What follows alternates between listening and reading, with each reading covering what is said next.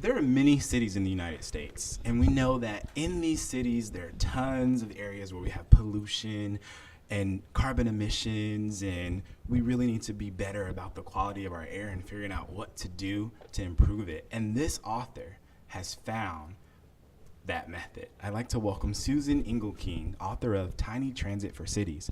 Cut carbon emissions in your city before it's too late. Welcome, Susan. Thank you. So, Tiny Transit for Cities. Tell us about this. How did you develop the idea, and what's your background? My background is actually economic development and public safety. And I was looking for a way to cut traffic fatalities and landed on low speed and found my way into the culture of low-speed vehicles that can change this planet.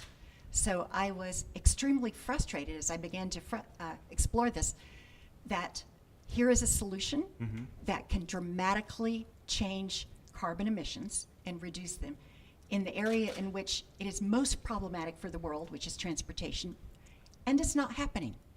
So I developed this book by working with a lot of experts and bringing together different disciplines. And essentially, there are cities across the United States that are now doing this.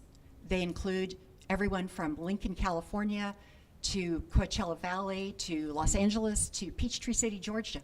They are proving it. So with this book, I'm dropping a line in the water for cities all over the country who think there has to be something we can do about carbon emissions and our dirty air, and will contact me and I can put them together with the resources that will help guide them through this. Who would you say is your ideal reader for this book? Who do you hope picks it up? My dream is that it is people who are responsible for air quality, mobility, public health, and the people who are their bosses, the mayors, the county commissioners, the people who are in a position to do something about it. And I specifically target an interesting niche called councils of government and metropolitan planning organizations, because they're groups of cities coming together to deal with problems like this.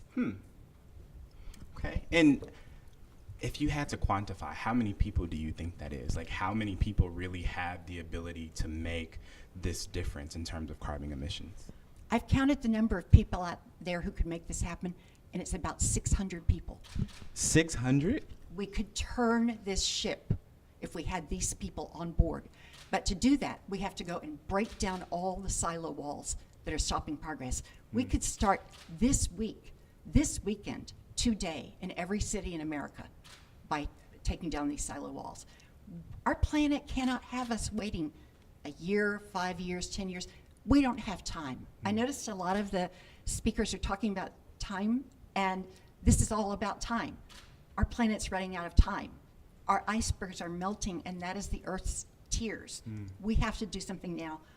Contact me. I can help provide resources for you. Gotta get that book. If you care about the quality of your air, which if you're watching this and you are living, you probably do, for sure, grab a copy of Tiny Transit for Cities by Susan Engelking. Congratulations, Susan. Thank you.